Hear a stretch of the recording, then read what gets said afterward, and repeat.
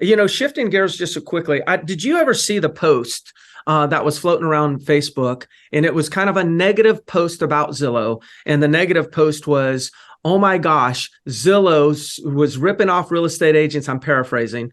They sold 150 million leads to the real estate industry, but there's only 5 million sales. They are fleecing. Now, I'm going to give you my mindset on this. Maybe it's not popular. You said something that might not be popular. I guess I'll say something also. I'm thinking, let's just assume that number 150 million leads was accurate. Well, then we look at Ojo and Movado and all of our websites and Realtor.com. There's possibly 1 billion leads that's been generated in this industry for 5 million sales. My thought is this. The reason why lead companies can sell the same lead over and over again is because they can't find a real estate agent that will call them and follow up. So the leads get abandoned and then they end up in another one of their websites that they then sell to somebody else. Yeah. So it's not the lead companies, it's the agents, it's our lack of activity that's creating this chaos. Any thoughts on that? No, I think you're right. Like the reason there's so many leads is because so many consumers aren't getting served.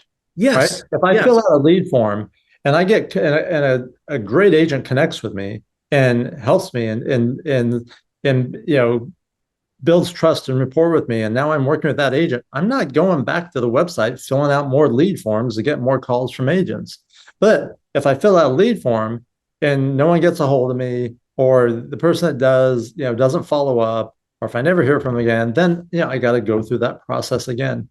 I remember years ago I was on a listing appointment and the seller said, "Hey, do you want to know why I'm meeting with you?" He said, I drove around the area and I called on 10 for sale signs. You were one of 4 agents that called me back.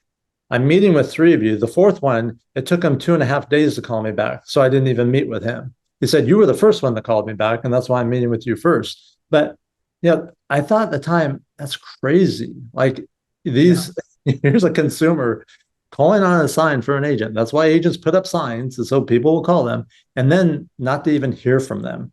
It's the same thing with someone filling out a lead form on your website or my website or any other site. Yeah, no doubt about it. You're talking about I think one of the challenges is also that we can just throw money at a company and get leads.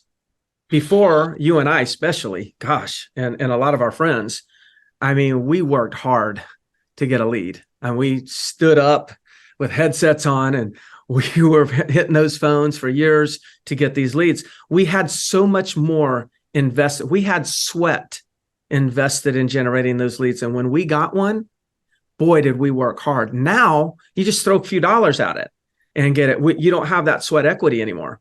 And I think there's another thing that you're touching on. Because we were so used to having to generate our own leads, whether it was making those calls or knocking on doors, calling someone to follow up was just the normal thing, right? You had to call them to get the lead to begin with. And then, of course, you're going to call them to follow up.